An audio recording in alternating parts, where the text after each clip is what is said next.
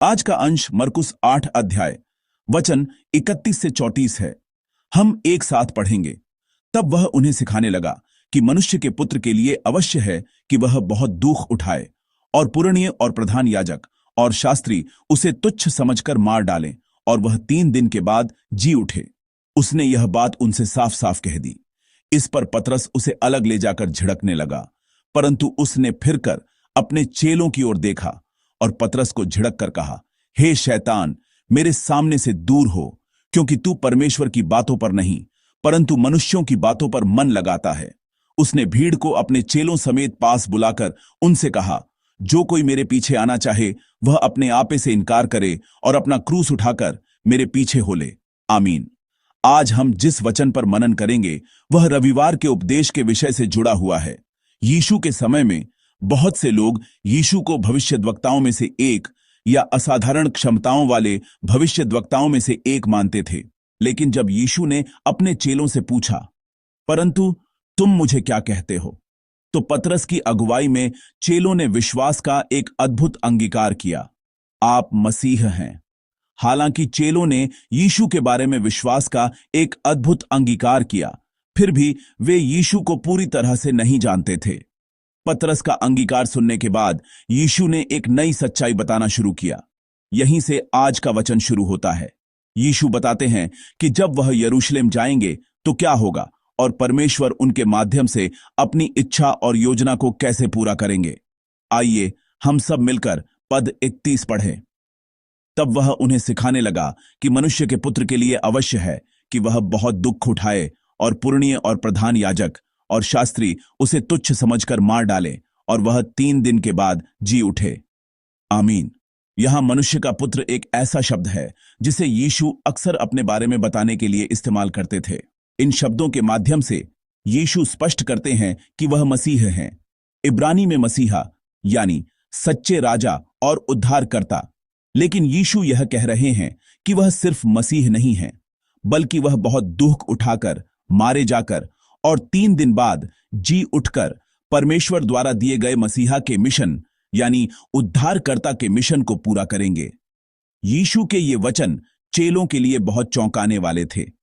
ऐसा इसलिए था क्योंकि यीशु के समय में चेले और अन्य यहूदी रोमन उत्पीड़न के बीच अपने उद्धारकर्ता मसीहा का बेसब्री से इंतजार कर रहे थे, जिसका वादा परमेश्वर ने पुराने नियम के भविष्यद्वक्ताओं के माध्यम से किया था।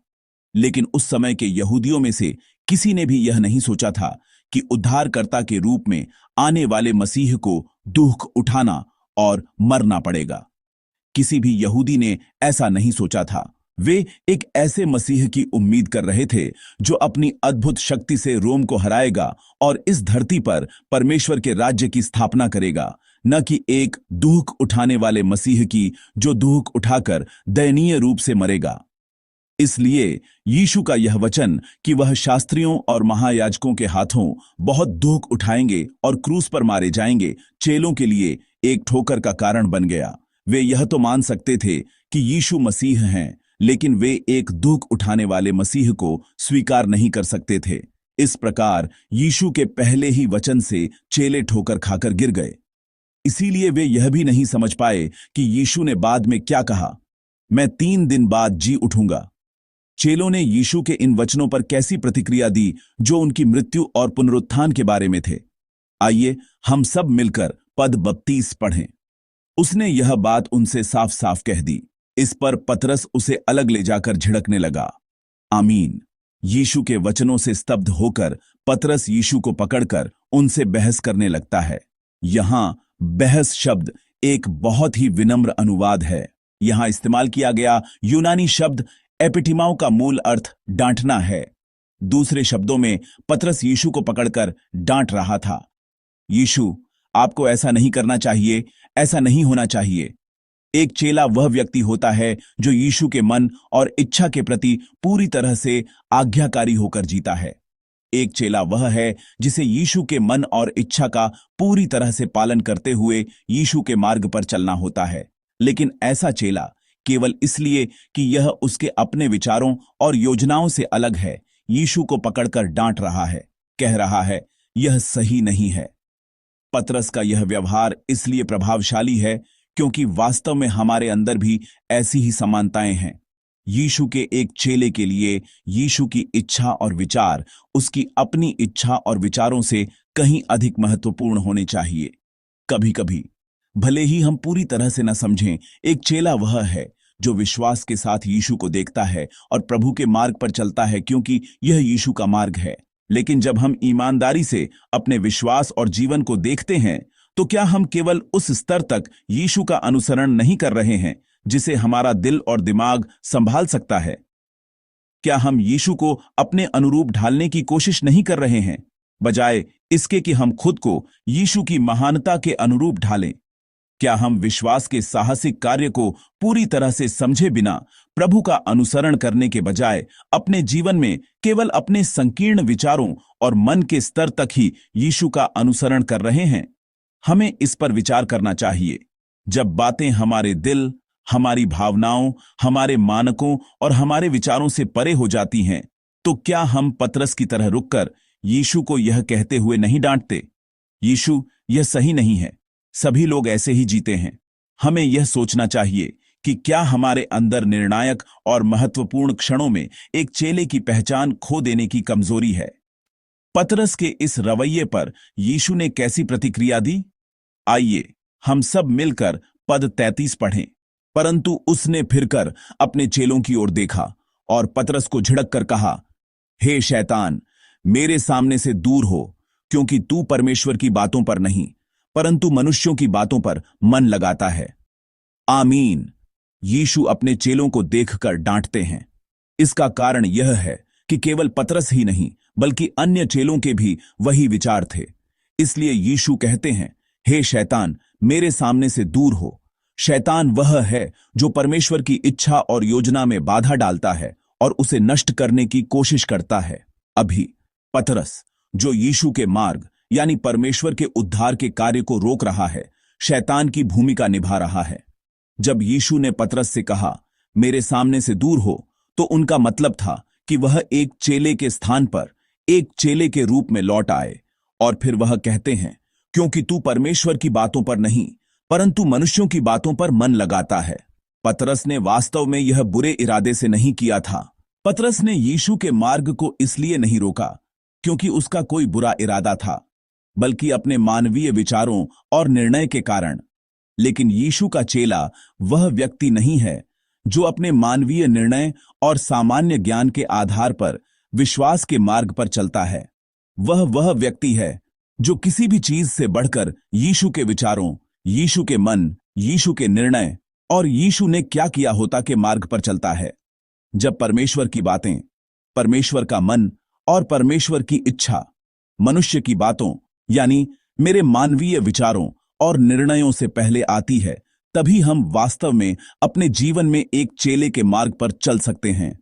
और अब तक साझा किए गए सभी वचनों के निष्कर्ष के रूप में यीशु अपने चेलों को पद 34 में दिए गए वचन सुनाते हैं। आइए हम सब मिलकर पद 34 पढ़ें। उसने भीड़ को अपने चेलों समेत पास बुलाकर उनसे कहा, जो कोई मेरे पीछे आना चाहे वह अपने आपे से इनकार करे और अपना क्रूस उठाकर मेरे पीछे हो ले। आमीन। यीशु कहते हैं, जो कोई मेरे पीछे आना चाहे वह अपने आपे से इनकार करे। स्वयं का इनकार करने का क्या मतलब है? स्वयं का इनकार करना, जैसा कि हमने अब तक चर्चा की है, इसका मतलब है यीशु को अपने से पहले रखना। इसका मतलब है कि यीशु का मन और इच्छा मेरे मानवीय विचारों और इच्छाओं, मेरी भावनाओं और लालसाओं से पहले आनी चाहिए। यही स्वयं का इनकार है। और यीशु के मन और इच्छा के प्रति आज्ञाकारी होना, यही स्वयं का इनकार करने का अर्थ है। यह स्वयं का इनकार करना हम में से उन लोगों के लिए भी बहुत मुश्किल हो सकता है जो यीशु पर विश्वास करते हैं और उनका अनुसरण करते हैं। ऐसा इसीलिए है क्योंकि हमारे अंदर अभी भी पुराना मनुष्यत्व बाकी है और हम विश्वास की अच्छी लड़ाई लड़ते हुए इस मार्ग पर चलते हैं। इसलिए स्वयं का इनकार करना, अपने पुराने मनुष्यत्व और अहंकार को जो अचानक उभर आता है का अनुसरण करने के बजाय यीशु के मन और इच्छा को प्राथमिकता देना और उसका पालन करना कभी भी आसान नहीं है। सभी मसीही जो गंभीरता से विश्वास के मार्ग पर चलना चाहते हैं, वे इस कठिनाई को जानते हैं। लेकिन फिर भी हम जो अनुभव करते हैं वह यह है कि हालांकि आज्ञाकारिता कभी-कभी बहुत कठिन होती है, जब हम विश्वास के साथ आज्ञाकारिता में यीशु के मार्ग पर चलते हैं, तो परमेश्वर का मार्ग, यीशु के मन और इच्छा का पालन करने का मार्ग सबसे अच्छा और सबसे धन्य मार्ग है। एक चेले का मार्ग कभी-कभी ऐसा लग सकता है जैसे मैं घाटे में हूं। यह कठिन और मुश्किल लग सकता है और ऐसा लग सकता है कि मुझे बहुत असुविधाएं सहनी पड़ रही हैं। लेकिन जब हम विश्वास के साथ प्रभु के मार्ग पर चलते हैं, तो परमेश्वर, जो भलाई के लिए सब कुछ मिलकर काम करते हैं, हमें यह अनुभव कराते हैं कि एक चेले का मार्ग सबसे धन्य और सबसे अच्छा मार्ग है। और यीशु आगे कहते हैं, जो कोई मेरे पीछे आना चाहे वह अपने आपे से इनकार करे और अपना क्रूस उठाकर मेरे पीछे हो ले। अपना क्रूस उठाकर यीशु का अनुसरण करने का मतलब है कि विश्वास के इस मार्ग पर हम में से प्रत्येक के लिए दुख का एक हिस्सा है जिसे हमें सहना है। यह क्रूस, मेरा क्रूस, उस दुख को नहीं दर्शाता जो हम अपनी गलतियों के कारण झेलते हैं। यह मेरे पापों या मेरी गलतियों के कारण होने वाले दुख को नहीं दर्शाता है। अपना क्रूस शब्द उस दुख को दर्शाता है जो हम इसलिए अनुभव करते हैं क्योंकि हम यीशु का अनुसरण करने और यीशु के मन के साथ जीने का प्रयास करते हैं। यीशु पर विश्वास करने के कारण जो असुविधा और नुकसान हम झेलते हैं, यीशु पर विश्वास करने के कारण जो धैर्य और क्षमा, प्रेम और बलिदान हमें सहना पड़ता है, ये सब हमारा अपना क्रूस है। यहां उपस्थित आप सभी संत, यदि आप अभी विश्वास के साथ प्रभु का अनुसरण कर रहे हैं, तो आप सभी जानते होंगे कि प्रभु ने आपको कौन सा क्रूस सौंपा है। मेरा क्रूस मेरे परिवार में हो सकता है, मेरे कार्यस्थल पर हो सकता है या कलीसिया में हो सकता है। जीवन के उन स्थानों में प्रभु ने हमें अपना क्रूस सौंपा है जिसे हमें उठाना है। प्रिय संतों, जैसा कि हम अनुभव करते हैं और जीते हैं, अपना क्रूस उठाकर प्रभु का अनुसरण करना आसान नहीं है। कई बार यह भारी लगता है। वास्तव में ऐसे समय भी आते हैं जब हम सोचते हैं, मुझे ही क्यों इतना बलिदान करना पड़ता है, मुझे ही क्यों धैर्य रखना पड़ता है और मुझे क्यों एक मूर्ख की तरह जीना पड़ता है।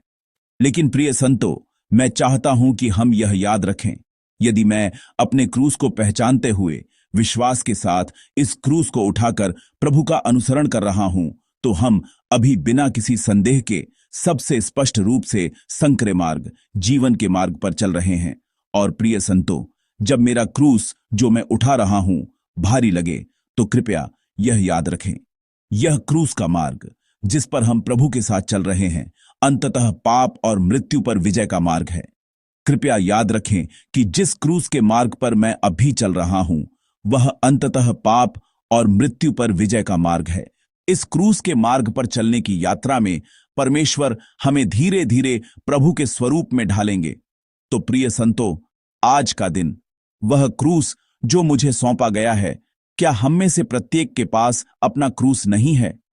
मैं यीशु मसीह के नाम में प्रार्थना करता हूं और आशीष देता हूं कि मैं और आप, हमारे सभी संत, यीशु मसीह के चेले के रूप में स्वयं का इनकार करते हुए हर पल प्रभु के मन और इच्छा के अनुसार जी और आज मुझे सौंपे गए क्रूस को प्रभु के साथ खुशी से उठाएं।